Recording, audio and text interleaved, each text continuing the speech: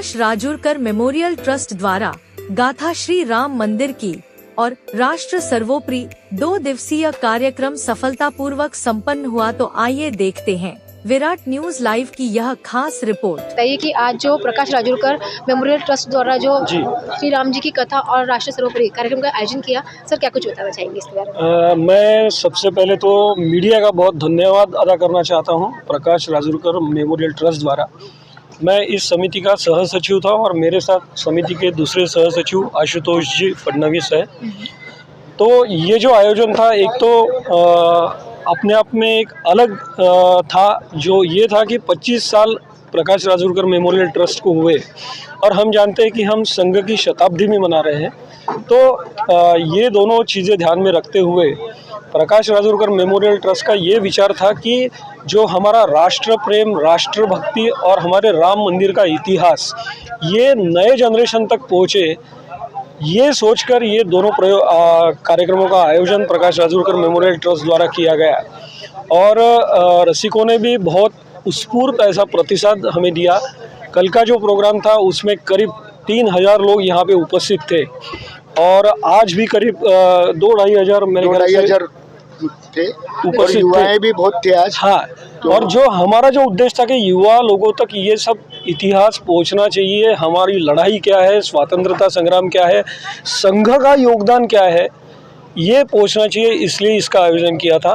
और आपने यानी सभी ने देखा, रसिकों ने, कि ये जो भोपाल से जो टीम आई थी वो बहुत अभ्यासपूर्ण उन्होंने इसका स्क्रिप्टिंग किया हुआ था और बड़े जोश में उन्होंने ये प्रोग्राम दोनों यहाँ पे सादर किए। सर जो म्यूजिकल टीम थी और जो कलाकार थे वो कहाँ से आए थे? ये सब एक तो बेसिकली जो टीम जो है वो भोपाल की है, लेकिन इसमें बजाने वाले कलाकार जो थे, आपने यानी जो परिचय करा दिया उसमें मुंबई में रहने कलाकार है, दिल्ली में भी रहने वाले कलाकार है, सोनू निगम जी के साथ बजाने वाले कलाकार हैं और बहुत बड़े बड़े कलाकार इसमें थे। लेकिन स्टेज पर इनका जो भी वो उनका अपने आप को जो जिस तरीके से उन्होंने प्रेजेंट किया वो बहुत सिंपल तरीके से किया और एक परिवार के हिसाब से वो पूरे ये प्रभावित हुए। राष्ट्र सर्वोपरि जैसे पूरे देश से सब कलाकार भी आए थे, तो उसी प्रकार से उनका प्रयोजन था और प्रेजेंटेशन था।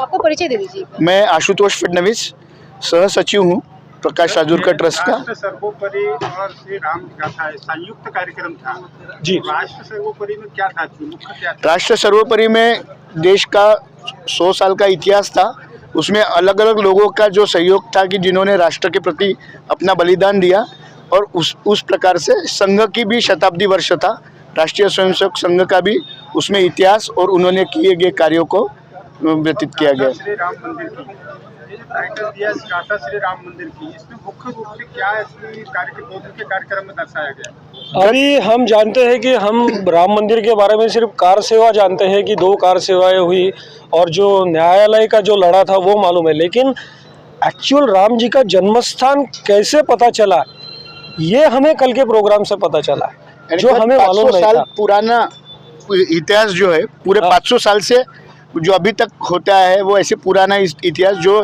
हमको किसी को मालूम नहीं था, वो उसमें उन्होंने रेखांकित किया और उसको एक अच्छे काव्य रूप में जो लोगों के दिल तक पहुँचे ऐसे पद्धति से उसको प्रेजेंट किया।